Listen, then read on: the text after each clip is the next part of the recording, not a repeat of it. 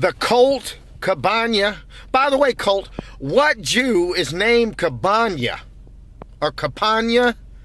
It's C-A-B-A. I'm sorry, bro. I have trouble saying that. But you run one hell of a podcast, The Art of Wrestling. I have watched about 20 of them. The first one I watched was with the Godfather of Wrestling, Bruno Sammartino. And the reason I call him the Godfather is he's like the Godfather in the movie. He's powerful. He was just a stud.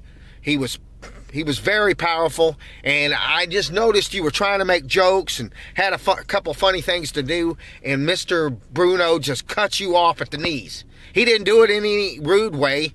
He was just in charge of the interview, and he talked about whatever he wanted to do, and you didn't really have your personality shine out in that interview because he kind of controlled it.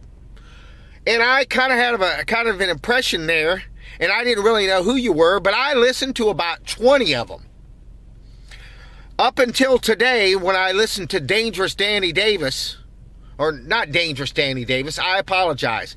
It was the Danny Davis that came from the Memphis Wrestling, not the one who was the referee.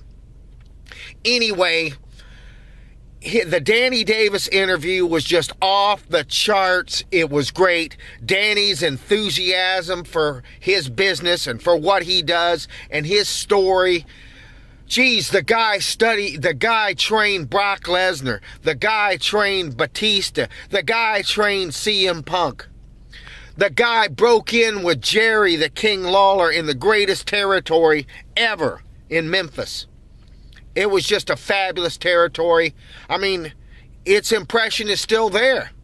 I mean, Jerry is still there. Jerry's still probably the number one personality in wrestling even to this day because of Memphis. So, yeah. And we didn't really get into all that. But Mr. Davis was just great. That was a great interview. I really enjoyed the George South interview because of his enthusiasm. Loved the lovely Sunny. She still came off as real sexy, really smart. Hope she's doing well. But if you want to know about wrestling, about the kayfabe era, about the new era, that Mr. Colt and the rest of those guys are still out struggling to keep this thing alive, listen to it, because Colt is the real deal. He wrestles in New Zealand. He wrestles up there in Newfoundland. He wrestles in Europe, all over the place. He's still out there doing it. He's still out there trying to make a living doing it. He's the man, okay? So if you really want to know what the real deal's about wrestling, about the sport that we used to have, that Mr. McMahon ruined by calling it entertainment, you go ahead and listen. If you want to just know nothing about it and not know anything, then don't listen, okay? Brother!